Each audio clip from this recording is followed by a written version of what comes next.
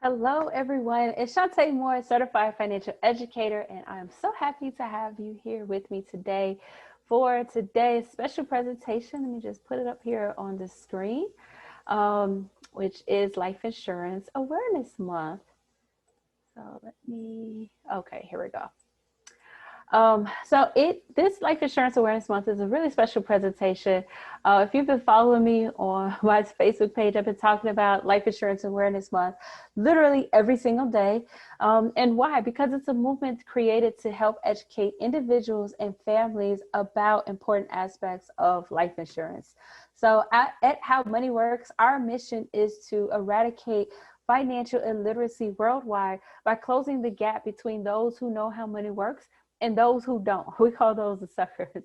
So because of this, we're committing this month to focus on the important topic of life insurance, or what we call proper protection. So at How Money Works, we'll guide you through a step-by-step roadmap which can lead to financial security and independence. We call this proven approach the 7 money milestones. So if you're interested in joining one of our free master classes to learn about other milestones, I'll send you the link for the next one after this session. However you connected to this video, whether it's on YouTube or social media, or if you're on my email newsletter, just contact me that way, and then I'll be able to send you the information for these next master classes and really for any presentation that I host. So proper protection is milestone number 2 for an important reason. So you need to protect yourself and your family from a possible future loss of income or savings before you continue this journey. We have to look at proper protection first.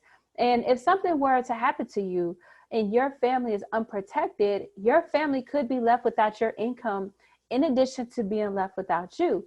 And one thing to consider is that your current savings, whatever that amount is, it just might be enough. It might not be enough to take care of your family. And that's why I want to address this first, so that your family is not left unprotected. So the pandemic has impacted all of us in so many ways. And one of them is how we look at the importance of life insurance. So back in January this year, prior to the pandemic, only 36% of Americans who didn't already own life insurance said that they actually intended to buy a policy in the next 12 months. They just hadn't bought it at that point. However, just a few months later in May, that number grew to 53%. And that was mainly because people were concerned about COVID-19 and seeing so many deaths because of that virus. And that's why it's important that we each learn about what life insurance is so we can make an informed decision regarding it. Now, protecting yourself is more important than protecting your property, as Thomas Paine put it.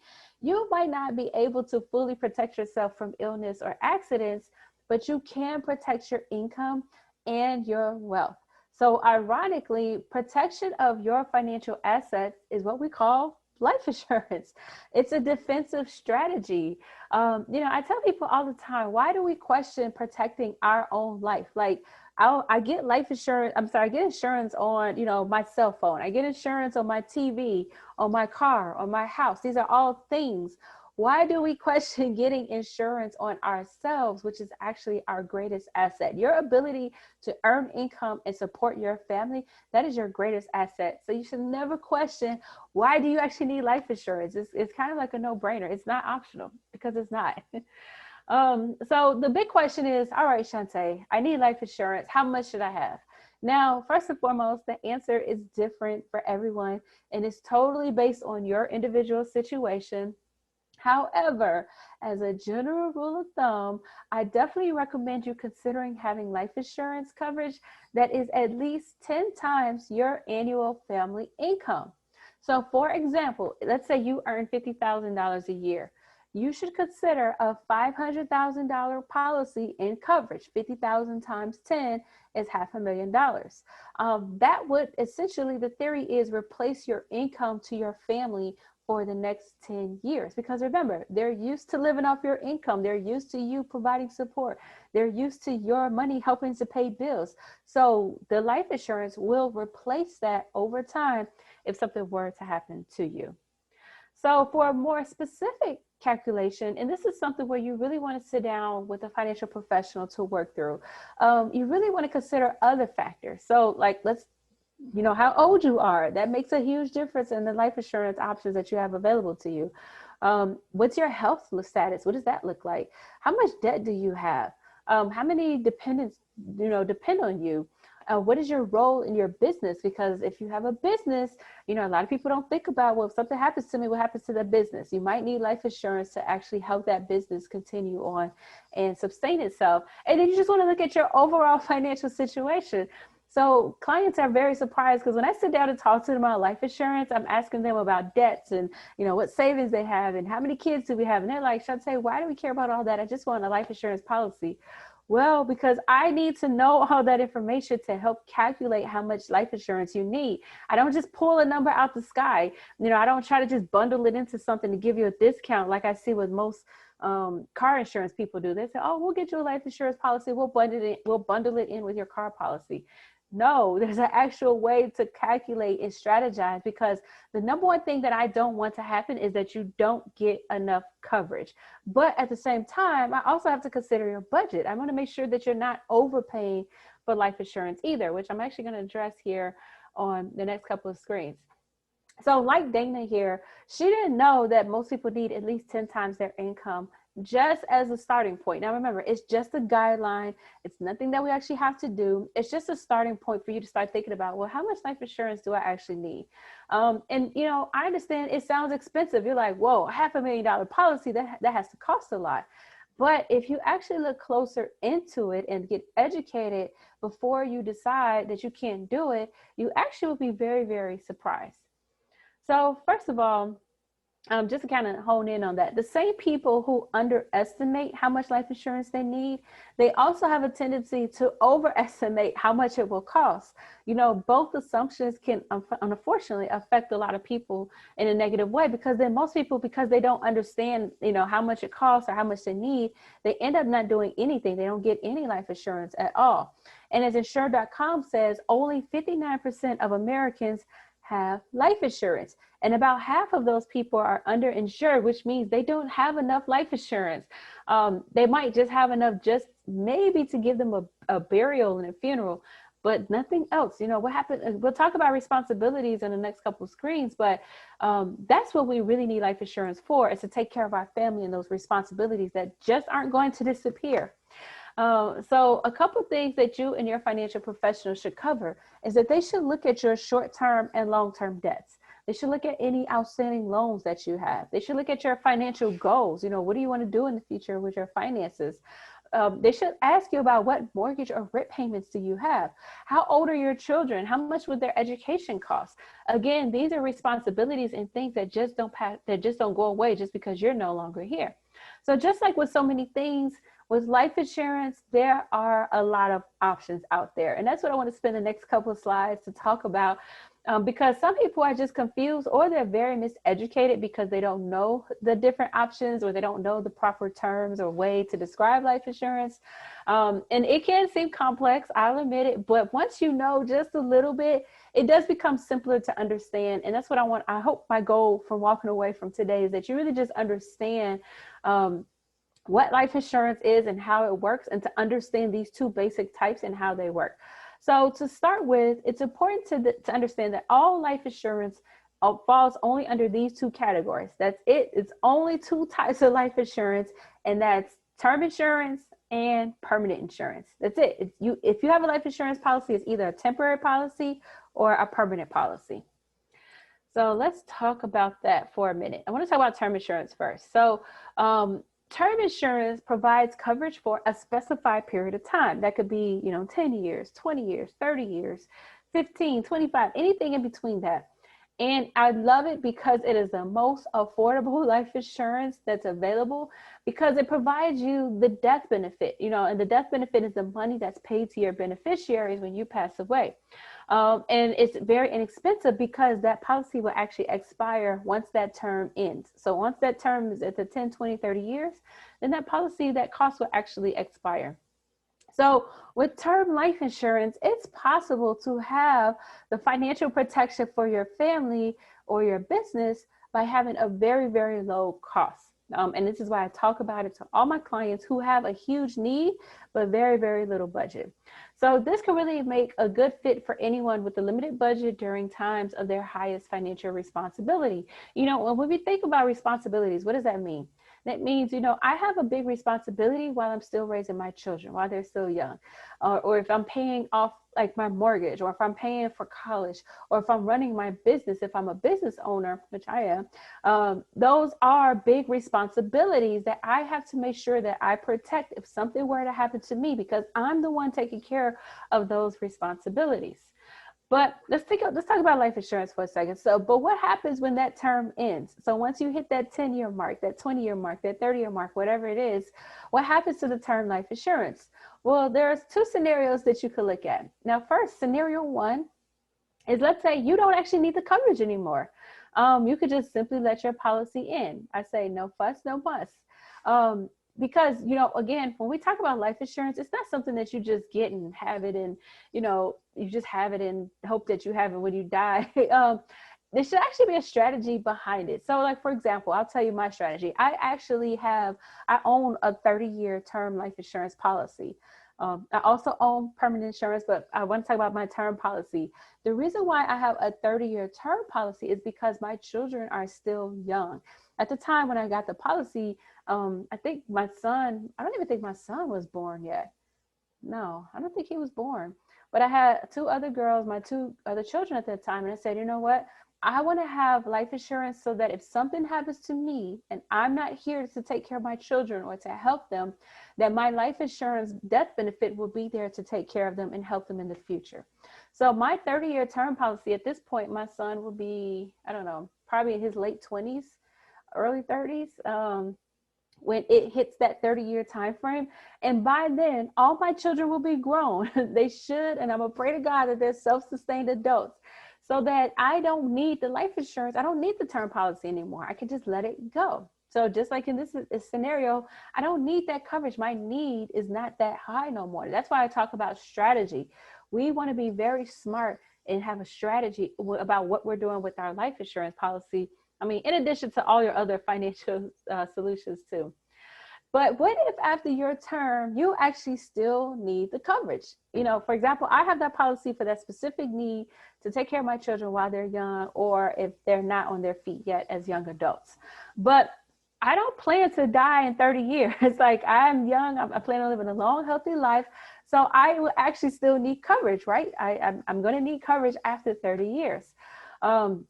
Maybe because I'll still be paying off my home, or maybe at that point, I'll be in a single income couple, or maybe what if my children aren't on their feet and I'm still supporting them, or I'm supporting my future grandchildren. There's so many scenarios. We don't know what could happen. But anyway, let's say 30 years from now, I actually still need the coverage. So for those reasons, and if you're in a scenario, you might actually consider scenario number 2, which is actually keeping the term insurance. Now, if you're in good health, or your term policy has a feature called guaranteed insurability, you actually might be able to renew your old policy, that old 30-year policy, whatever it is.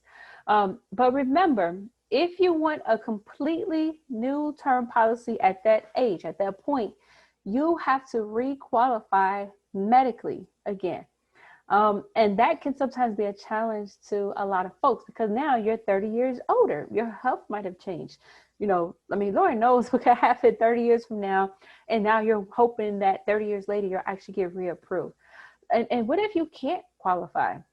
And then having a new term policy, it might not actually be an option to you at that point. But if you do qualify, let's say you're still healthy, you're a 60-year-old and you're still healthy, which there are plenty of 60-year-olds who are. At that point, the new policy, even though you qualify for it, it will cost more simply because of your age. The older you are, the more expensive new term life insurance can be.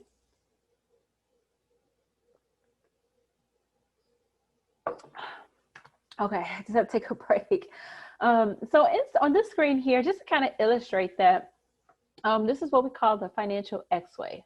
So if you're in your younger years, which are represented in the blue on the left-hand side, you typically have more responsibility and less accumulated wealth. So what does that mean? You know, while we're younger, we're just getting started, we're just getting into our careers, but at the same time, you have a lot of responsibilities. Maybe you have young children, maybe you have a mortgage, maybe you're paying off a lot of debt. That's a lot of responsibility. So we might have a lot of responsibility, but little to no wealth because we haven't really started saving and accumulating money on the side. However, as you get older in your later years, my camera always mirrors. So I think this is on the right side, which is on the yellow side.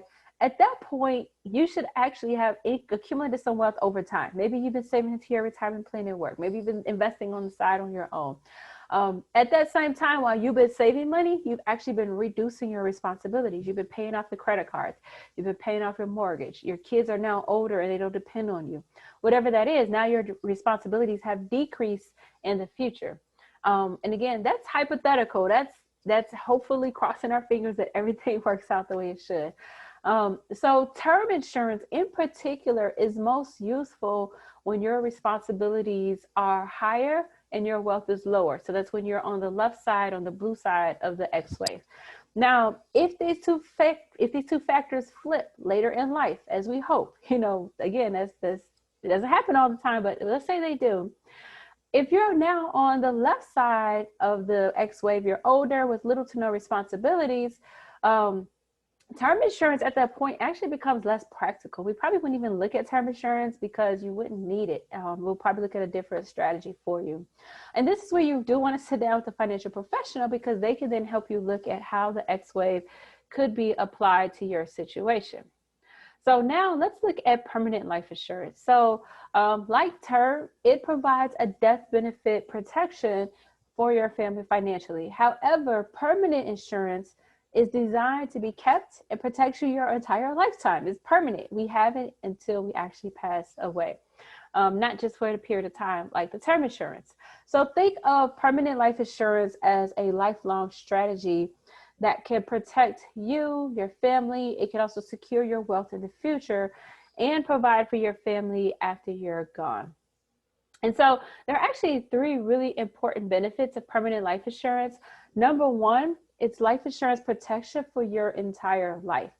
Two, with many permanent life policies, you can add long-term care as an optional rider. And number three is your accumulated cash value, which can give you flexibility with the premiums. And what that means is that if you ever, for whatever reason, can't pay your premiums, let's say you need to skip a month or you can't pay the full amount, the insurance company can actually pay your premiums out of your cash value if you have any accumulated there. So other benefits that could be included with a permanent life insurance strategy can be advantages like number one, like having zero market risk. So what that means is that the cash value that accumulates in your policy, it's not directly invested into the stock market. It's not exposed in the stock market. So it will not fluctuate with the ups and downs like the stock market. It's actually, a lot of these permanent policies have a feature where if you grow money in that cash value, it's locked in.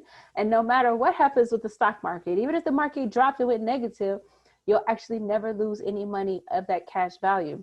And that's what we're talking about when we refer here to having zero market risk. Long-term care coverage is a huge benefit that can be added to permanent life insurance. I'm going to talk about that for probably the next 5 or 10 minutes or so. Such a huge benefit, but also that cash value inside the policy, it grows tax-free. So you grow it, it locks in any gains, and it continues to grow without ever paying taxes.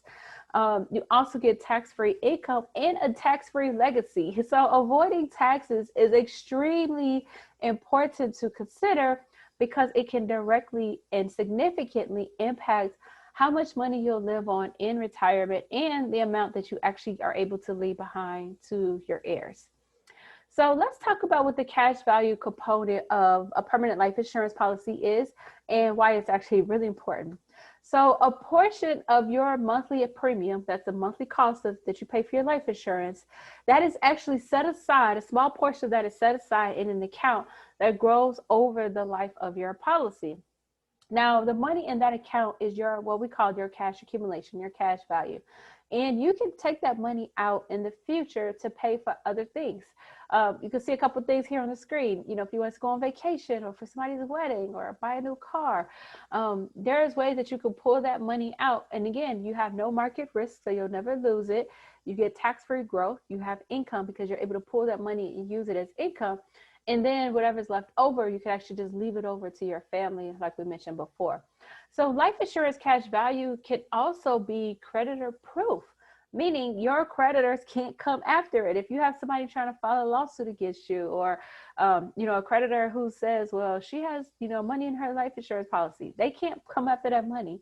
So when you really look at all of those together, the advantages of the cash value benefit are very powerful. So we saw that long-term care was a benefit that can be added to a permanent life insurance policy. I want to talk about the importance of long-term care here for a moment.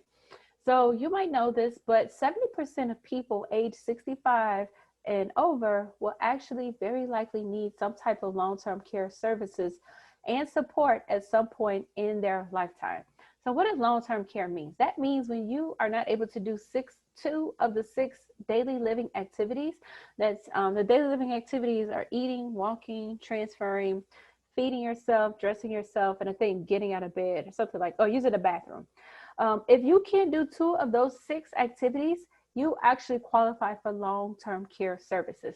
So a lot of people have this big, common mistaken thinking like, oh, long-term care is if I'm an older individual and I'm in a nursing home and that's long-term care. No, we actually had a client who was 29 years old in a very bad car accident and became paralyzed from the waist down. He needed long-term care services. So don't think it's just like some, senior people thing and let's get rid of that ageism. It's not the case at all. You could be sick or you could be paralyzed or you could have some, I had a client who has very, very, very bad back issues. I think he's like 25, very young. And he needs long-term care because when he has those issues, it takes him out for a very long time and he's not able to take care of himself. Anyway, in other words, so from a statistics standpoint, you might need it. I'm pointing at you. But here's the thing, only 8% of people over age 55 have actually purchased some type of long-term care insurance coverage. And for me, that sounds like a big problem. This is a very expensive problem. And I'll show you some examples why. So again, long-term care insurance, we're talking about, that actually helps pay for out-of-pocket expenses that you would have to pay for on your own. So again, like having nursing home care, home health care, assisted living care, or adult daycare. And you never know if or when you might actually need it. This is one of those type of policies that you want to have and not need it versus need it and not have. Because if you do ever qualify for long-term care, again, this is a long-term situation.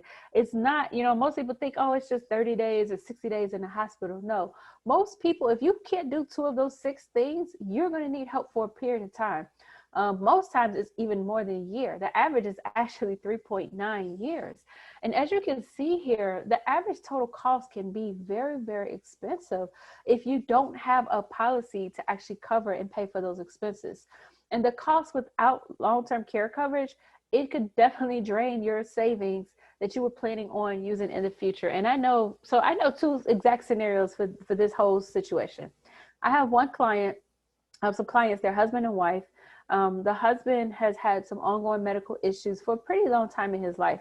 Unfortunately, within the past 6 months, they really just went rampant, and he's been in the hospital for the past 6 months. Now, it's not at a point where he'll actually, pass away from it, but he's at a point where he needs round the clock, care. He needs nurses. He needs help with everything. And his wife, my clients, they're both my clients. She was calling me and saying, so frustrated because she wants to get him out the hospital and actually bring him home and, receive services there, but they just don't have the money to do so. Very, very unfortunate. And I wish I met them before this situation happened because I would have, had a conversation about getting the long-term care coverage. Now, on the other hand, I also had a client, this was actually a while ago, about 10 years ago. They were actually very wealthy. They had over $1 million invested with me and my business partners. And they, at that time, said, you know what, we don't need the long-term care coverage. We don't think we'll get sick. We don't think we'll need it. Well, lo and behold, the wife ended up getting sick. She's been actually living in a nursing home. She has her own private room. And they were at that time, they were withdrawing $9,000 per month from their investments with us to pay for that on their own, because again, they didn't have the coverage. So, you know, one scenario, you have a family who can't afford to get the coverage, and they, you know, they have to accept what, you know, their insurance, their health insurance actually offers them. And then on the other hand, I had a client who could afford it. Technically, they do have the money to pay for it, but they never thought in a million years that all that money would be getting drained. And, you know, little by little, it's just getting shaved off, and it's going to pay for nursing. It's going towards paying for nursing home costs. They had plans for that money. They wanted to travel. They wanted to spend it with grandchildren. They wanted to do other things. But now that money that they actually had, thank God they had it, is being used to pay for nursing care costs. So I'm really passionate about talking about that, because a lot of people, I remember when I first learned about long-term care coverage before I was in the industry, I didn't know about it. I didn't know the benefits of it. But now, as I, you know, have grown my business and I actually work with clients who deal with this, it's something that I talk to about with everybody. I don't care how old you are. If you're 21 watching this, this is something that you want to consider. If you're in your 50s, you definitely want to consider having this type of coverage. And so how do we get the coverage? I'll tell you, like, you talked about it. I get it. I probably want to look at getting some long-term care coverage. So here's a couple options that you should look at. So first of all, you want to sit down with a professional to help you figure out which one is the best one to do. But the first thing that you could do is buy a traditional standalone policy. So even if you don't have life insurance, you can actually go directly to an insurance company to purchase a standalone long-term care policy. Or you could do option number 2, which is to opt to add a rider to your permanent life insurance policy. And if it's available for your permanent life insurance policy, you can add the LTC protection to the policy in the form of a rider. So a rider is just like an extra benefit that we add in. So it's not just the life insurance. It's not just the cash value. We're adding another benefit. But it will cost a little more. There's a little cost for that, but it's so minimal, so inexpensive. And that's something that everyone should look into. So if you go with option 1 and you buy a traditional standalone policy, there are a few things that you should know. Like number 1, the fact is that the premiums will start low. So for example, you might get a policy and they'll say, oh yeah, it's only $400 a month. And then they increase it. They'll say, now it's $500. Now it's $600. The downside is that insurance companies can do that. They can raise the rates on those standalone policy. And also with these policies, let's say you actually do qualify for long-term care, you know, services. With these policies, normally you actually have to pay out of pocket. You have to pay out of your own pocket up front and then get reimbursed later, which that can be seen as an inconvenience during a difficult time. You know, the last thing that you want to do is having to figure out, how do I pay for this money up front, submit a receipt, and then get reimbursed.